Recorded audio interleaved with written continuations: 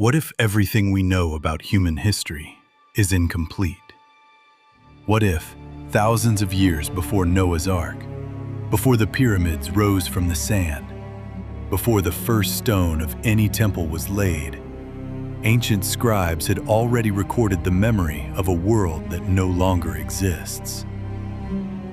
Beneath the deserts of modern-day Iraq, in the ruins of a civilization older than memory itself, archaeologists unearthed something that should not have survived. Small tablets of clay, pressed with strange, wedge-shaped marks, waiting in silence for over 4,000 years. They speak of kings who ruled before time was counted, of a warning ignored, and of a flood that erased an entire world. This is that story. In the mid-1800s, European explorers pushed deep into the land once called Mesopotamia, the ground between two rivers, the Tigris and the Euphrates. Here, beneath centuries of dust, lay the remains of Sumer, the first true cities humanity ever built. At sites like Nippur, Ur, and Uruk, diggers uncovered chambers filled with thousands of tablets, the remnants of the world's oldest libraries. Pressed into soft clay, then baked by sun or fire, was a script unlike anything seen before. Cuneiform. Wedge-shaped symbols, locked in silence for millennia. For decades, no one could read them. Then, in 1872, in a dim room at the British Museum, a young Assyriologist named George Smith bent over a broken fragment and began, sentence by sentence, to translate a story that should not have existed. A story of a god who warned one man of a coming flood. A story eerily, unsettlingly familiar. He is said to have been so overwhelmed that he began removing his clothes in excitement right there in the museum. Because what he was reading was not the Bible. It was older, far older. And it raised a question that still has no comfortable answer. Which story came first? And what did it come from? The tablets do not begin with a flood. They begin with kings. The Sumerian king list, one of the strangest documents ever recovered, names rulers who governed in 5 legendary cities before the deluge: Eridu, Bad Tibira, Larak, Sippar, and Shuruppak. Their reigns, the tablets claim, lasted for thousands of years each. Numbers so vast that scholars still debate their true meaning. Were they exaggerations, symbolic counts, or distorted memories of something we no longer understand? Then, in the fragmentary text known as the Eridu Genesis, disaster arrives. The gods, we are told, grow displeased with humanity. A decision is made in the divine council, and the world is not meant to survive it. The story deepens in the Atrahasis Epic, one of the oldest flood narratives ever recovered. Here, humanity's endless noise disturbs the god Enlil's rest. His judgment is absolute. Mankind must be erased by water. But one god breaks the silence. Enki, god of wisdom, whispers a warning through the wall of a reed hut to a man named Atrahasis, telling him to build a vessel and preserve what he can.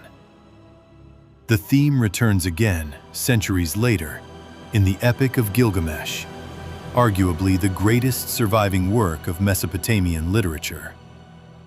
Here, the flood hero is named Utnapishtim. He builds a great boat, seals it with pitch, and loads it with his family, his craftsmen, and the seed of every living creature. Then the sky itself seems to break open. For 6 days and 6 nights, the storm does not stop. When it finally clears, Utnapishtim releases birds to search for land. And atop a mountain, the vessel comes to rest. 3 different texts, 3 different scribes, separated by centuries. Yet the same haunting memory, surfacing again and again and again. Here is where the story stops being simple. Because this narrative, a righteous man, a divine warning, a boat, a flood that erases the world, appears again, almost beat for beat, in the biblical story of Noah. Scholars widely agree the Hebrew flood narrative was shaped, in some form, by these older Mesopotamian traditions. But the resemblance goes far beyond one region. The Greeks told of Deucalion, who survived a flood sent by Zeus. Hindu tradition speaks of Manu, warned by a fish to build a boat before the waters rose. Chinese legend recalls Gun Yu, and a flood so vast it took a generation to tame. Indigenous traditions across the Americas and Australia carry their own ancient flood memories, shaped by their own gods, their own mountains, their own rivers. Were these merely myths, born independently? Humanity's shared fear of water, repeated across cultures who never met? Or did they preserve the memory of something real?